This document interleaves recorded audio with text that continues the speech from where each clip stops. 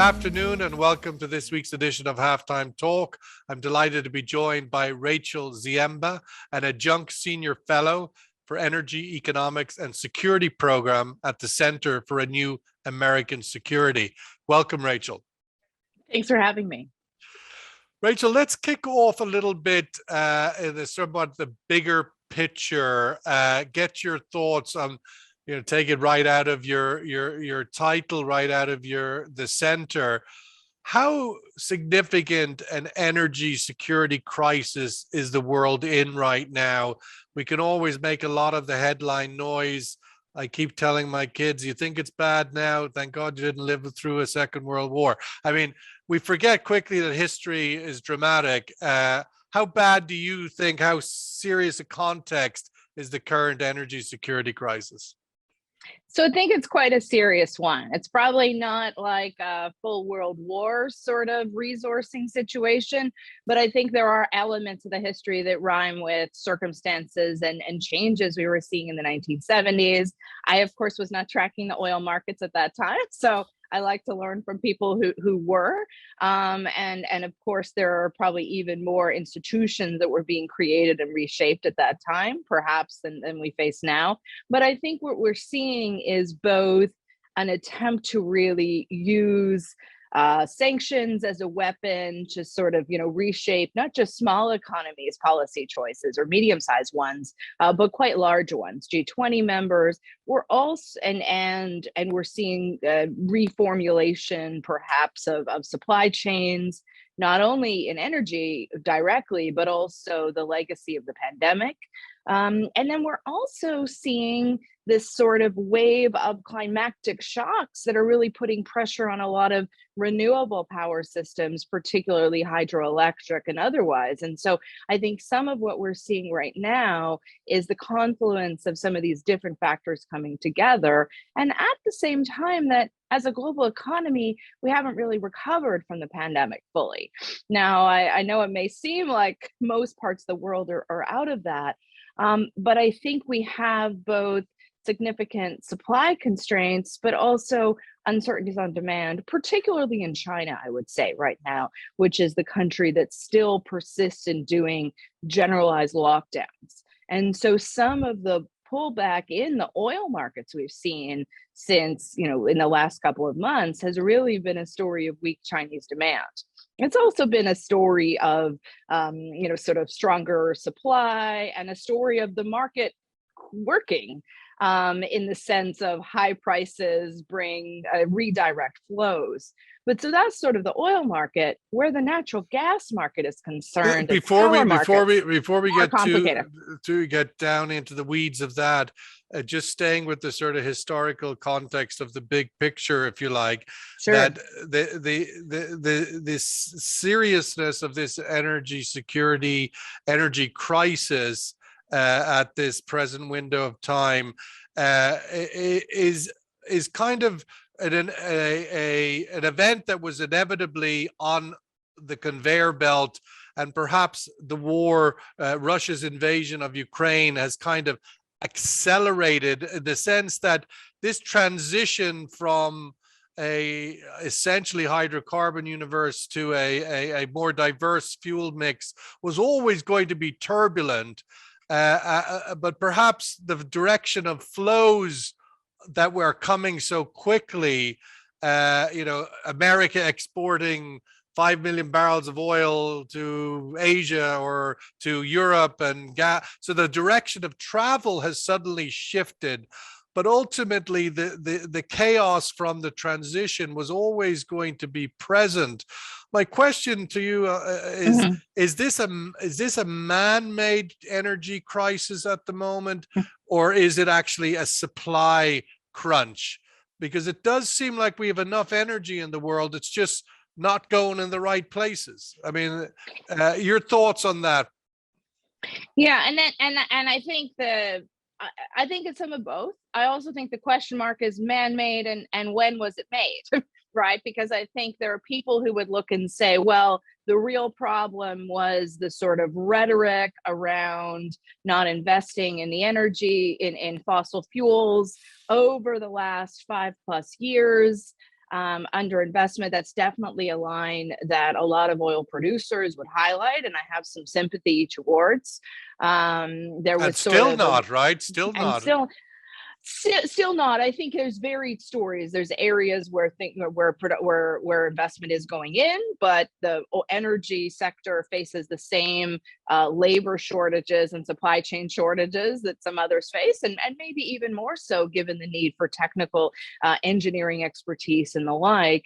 But there has been some degree of turnaround. I know right now one of the challenges is, at the end of the day, if you're going to invest in a large project, you need to be committed that not only is there demand today, but there's going to be demand 5, 10, 20 years down the road. And that's one of the challenges and reasons we haven't seen a lot of European utilities buying, say, a lot of natural gas. They know the rules are going to kick in. So I think there's a combination of policy choices over the last decade, policy choices and corporate choices, in that period of time, as well as scramble today.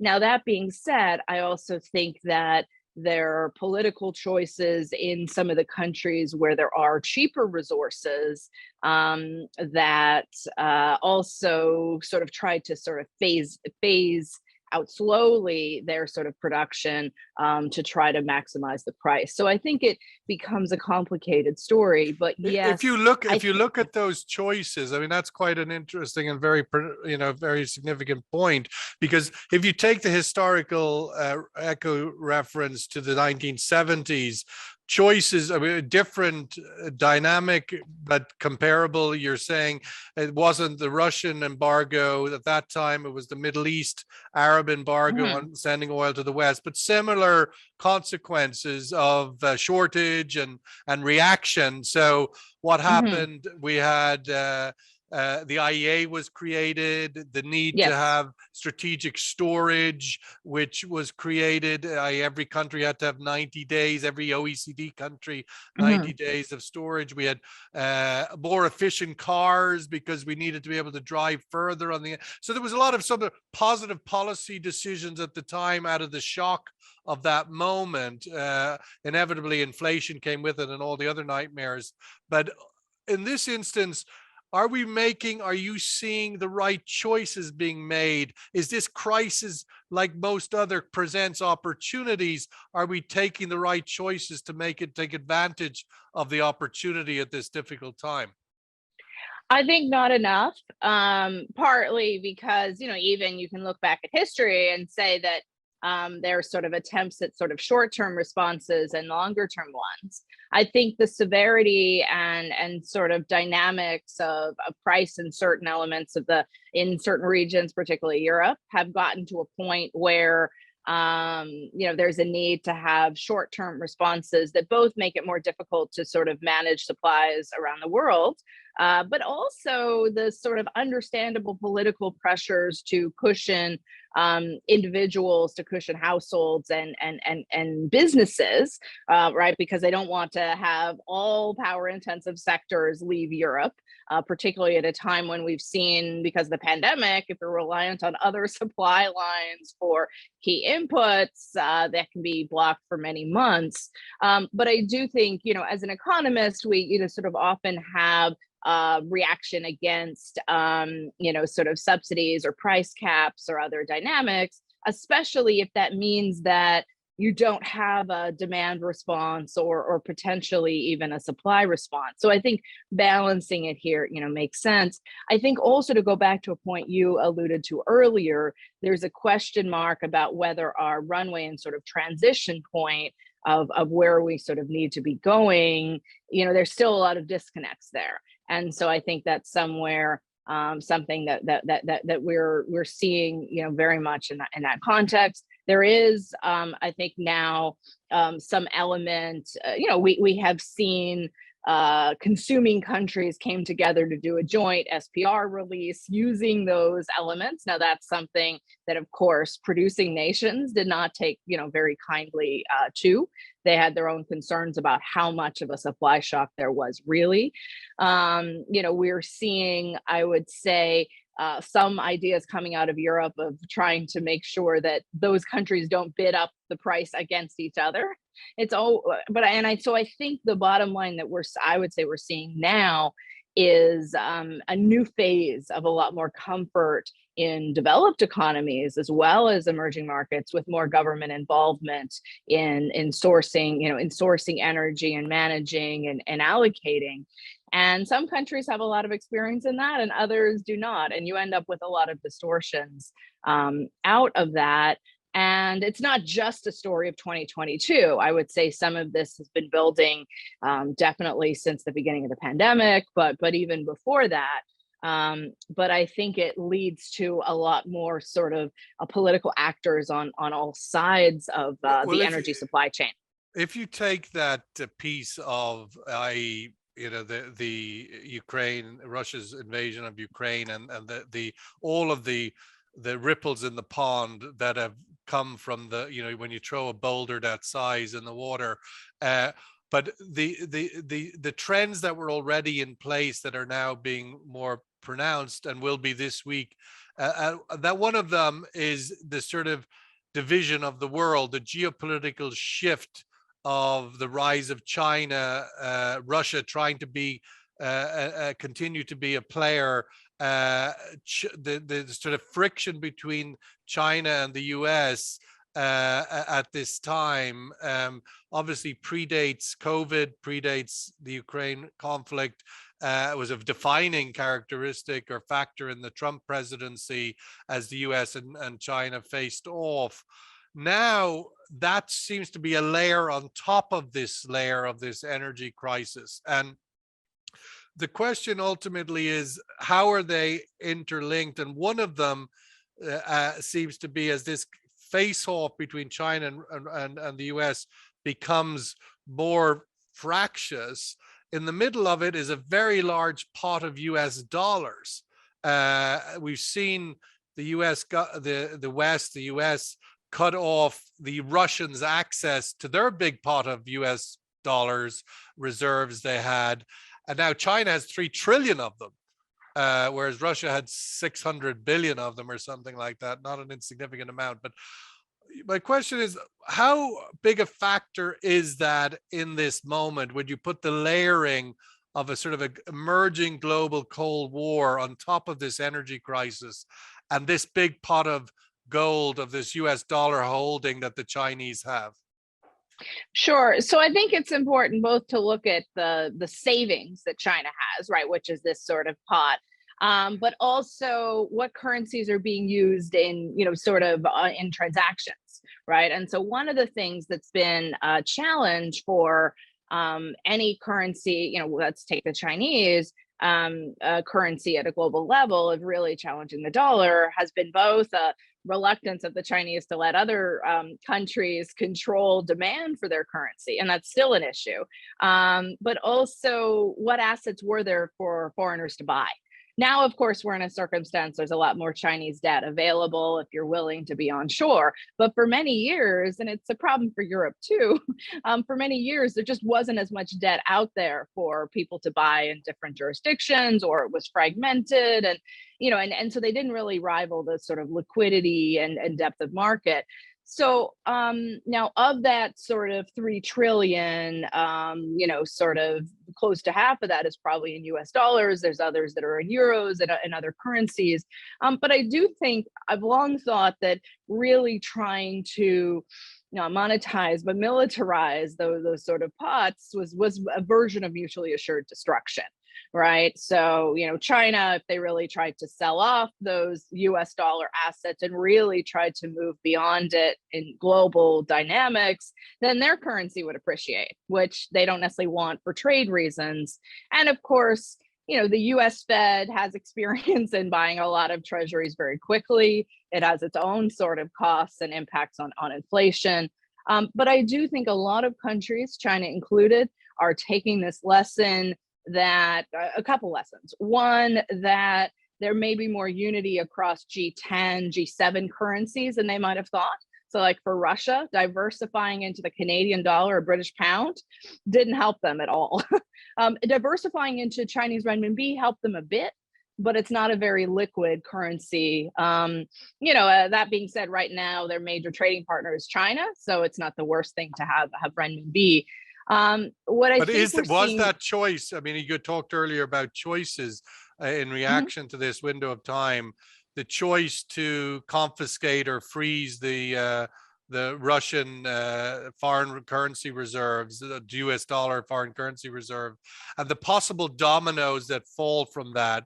We've seen increased efforts to price commodities in non-dollar denominated, and now just announced last week that the Chinese will start buying gas from Russia in rubles.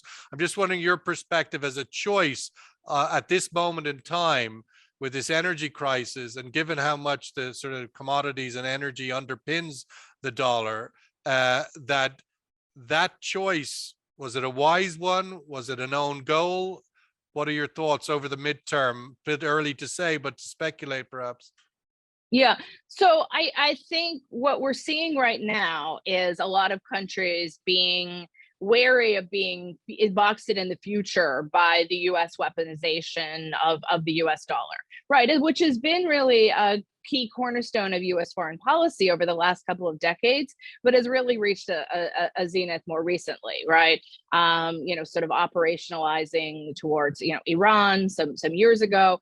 And that really, especially when Trump exited the JCPOA and reimposed sanctions and really sort of put the Europeans and the Chinese and really constrained their foreign policy room for maneuver. Now, of course, where we're sitting right now, the US and Europe are more aligned on Russia.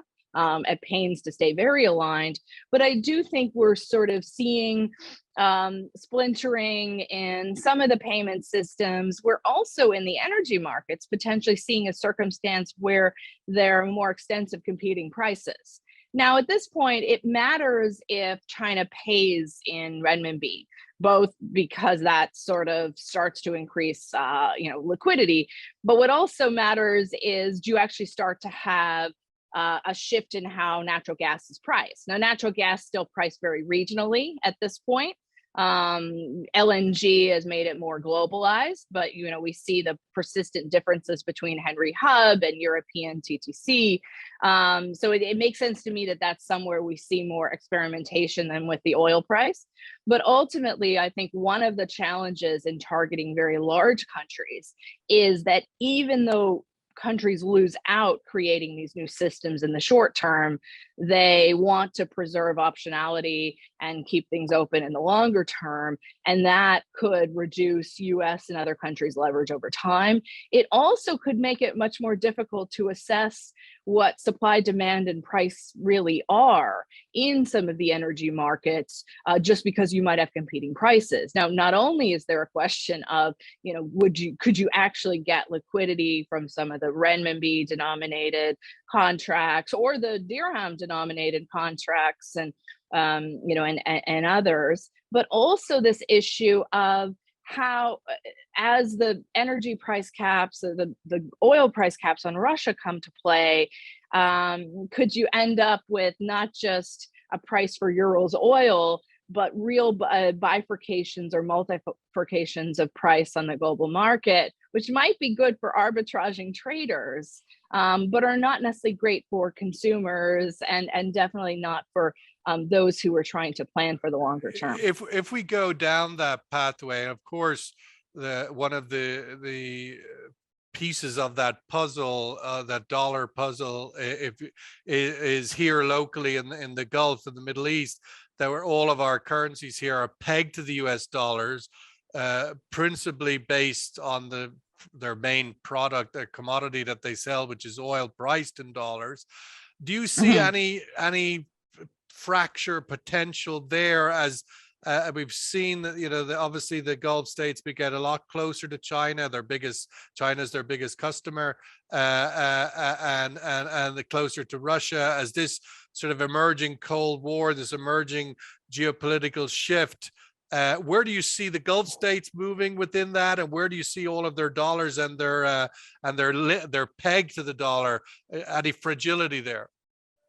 Sure, and of course, being pegged to the dollar frames how much they're able to diversify their savings in the sovereign wealth funds as well as in the central banks. I mean, one of the things that we've seen so far, if anything, over the last several years is a diversification within US dollar assets and move towards more equities, more private equity, venture capital. It's been particularly a story in Saudi Arabia, right? Which until a few years ago had a very conservative portfolio, lots of like US bonds, some US equities, and really sort of shifting within it. Yes, buying some assets elsewhere, but that sort of story. So I guess some of that is saying at this point, there's not been a large amount of movement. And if anything, one of the attractiveness that third countries, countries like India or elsewhere might have in sort of accessing greater, for example, UAE dirham liquidity has been because of the US link, not in spite of it. There's hope that maybe it's at arm's length of the US Treasury, but still a valuation one knows. Now, of course, when you're only at arm's length from the U.S. Treasury, as indeed many smaller economy currencies are, because there's not as much direct, sort of transfer of currencies. They often touch the dollar before you go into another currency. I think it makes it difficult for Gulf authorities. I would say a couple of things sort of are coming up now. One is this concern that the dollar peg and other elements of security relationship might limit this attempt to forge deeper relationships with a wide range of countries, which is where I see the Gulf countries right now. Right, they're doing more trade with China. Yes, they would like to continue to trade with Russia, but they also recognize the big markets that are sort of present in the developed economies. They don't want to give that up. The same thing to some extent, even with China. Right, China's uncomfortable with circumstances that push it 100% into the Russian camp. They want to stay in the serving Chinese camp. But where the Gulf is concerned, I think there's also questions that have come about from sort of importing U.S. monetary policy and the like. Historically, that's been more painful. Right now, because there's global inflationary pressure, having a strong local currency is not the worst thing. But we are seeing central banks having to inject a lot of liquidity, manage some of these dynamics. And I do think that this is also coming at a time when there's increased scrutiny, particularly on the UAE, about being a potentially larger transshipment location for Russia. And we already have the UAE under the FATF sort of gray list designation, which means more scrutiny from banks to avoid anti-money laundering red flags. So at the moment, I don't think the top of the policy agenda to change the currency anytime soon. No, but I do think. Just finish that off. Sure, but I do think that question mark about how these countries can continue to support and supply a range of countries is important. And that's one of the reasons that they're wary of, for example, the price caps and the like. If you're a major energy producer, the last thing you really want is to have your buyers be able to club together and set prices for what you can pay for product, even if it might actually be prices you like. If we just finish up where we started, so to speak, this energy crisis, particularly anchored in Europe from the point of view of supply crisis, the price of every energy everywhere is a crisis for everybody to different degrees. Even in the US, you're seeing gas hit up to sort of $10 nearly. But where do you think it goes? We have President Xi and President Putin meeting today or this week for the first time since before the conflict began. How important is that meeting, do you think? The outcome of where does the crisis in Europe go, and what does it mean for long-term changes to the energy structure? Yeah, so I think that meeting's important for a variety of reasons. What we've seen recently is more commitment from China to Russia politically, maybe a bit militarily. And obviously, China is quite willing to buy cheap fuel, cheap resources whenever they're offered. A lot of people would when given the option, but China is often good at negotiating and making those terms. So I also think, of course, it's significant, because Xi Jinping has not been out of China since before the pandemic. So not only are they meeting, but they're meeting at the Shanghai Cooperation, Organization. They're meeting in Central Asia, another important kind of intervening sort of point in that way. I think what will, though, be very important from a sort of broader standpoint, especially where Europe is concerned, is not only what the Russians and Chinese do directly, but also the balancing act of the different, whether we start to see more splintering in the political resolve across the European Union. We're already seeing a bit of pressure there. Ultimately, the other challenge has been that as prices for especially natural gas have risen sharply in Europe, and all the LNG, or not all the LNG, but a lot of the LNG has found its way there.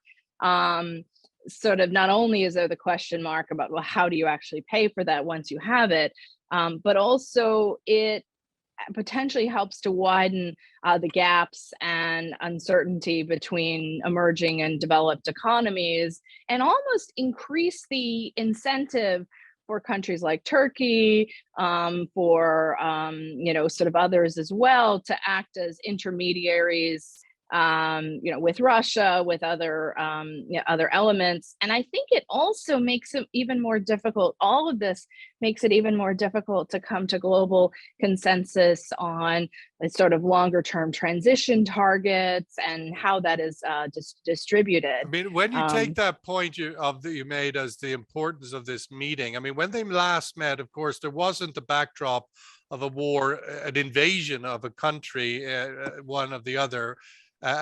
Ukraine is also a country of importance to China. Yes. The optics, a bit like the optics of Joe Biden going to Riyadh, not a handshake, a fist bump. The optics of this meeting and the sort of the scale of its warmth, that's complicated for Xi Jinping, I would think, unlike previously, where he could appear all buddy-buddy with Putin. On this occasion, that might be a little bit more complicated. Your thoughts on the optics there for the Chinese? Is it a win-win? Is there a bigger price? What are your thoughts on that? Yeah. So I think one of the challenges for Xi Jinping right now is that the Chinese have, they met Putin most recently at the Olympics, right before this sort of war kicked off. And I would imagine whatever the Russians shared, it was not for a long drawn out 6-7 month sort of very extensive war that was going to roil global supply chains and provide some opportunities for China, but a lot of costs for China and for the global economy. Political support from China to Russia has remained incredibly high, in part because of the underlay of increasing Chinese tension with the West more generally, and especially the US, right? If anything, sort of China doubling down on wanting to deepen its own supply chains. I mean, Russia's doing their dirty work for them on some level. They can keep their hands clean, but still kick you in the shins. Yeah. Well, yeah, except that the problem is, I mean, I see Putin as essentially Russia's Kim Jong-un, right? Except Un is the guy in Asia who kicks the Koreans and the Japanese and keeps the Americans on their toes there. And now he's got a big fella in Europe to kick us in the shins there. It's kind of the same tool for the Chinese in a way. But like Kim Jong-un, and maybe even more problematically, China can't fully control them. Right. So at times it's while there might be a dependency relationship, especially as sanctions close in and China's the more meaningful supplier, and so on. But I think there is the goal of weakening the tools of Western hegemony. But from a Chinese perspective, and particularly at a time when the US is looking to deny China from the sort of highest level technological products. They're trying to deny Russia of even more elements. But there is an element where I don't think China is willing to kind of throw their whole economy, sort of into not the Stone Age, but to sort of a much smaller, much more sort of centralized government run economy in quite the same way that Russia is.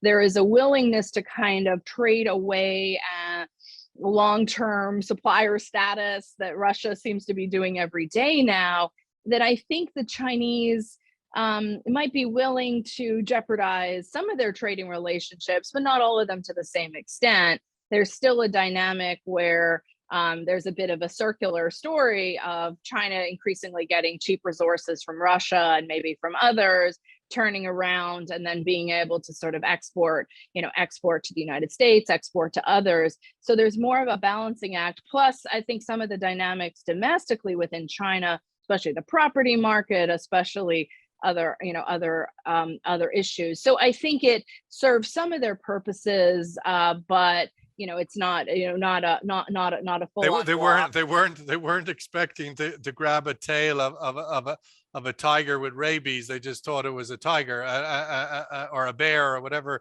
the analogy may be.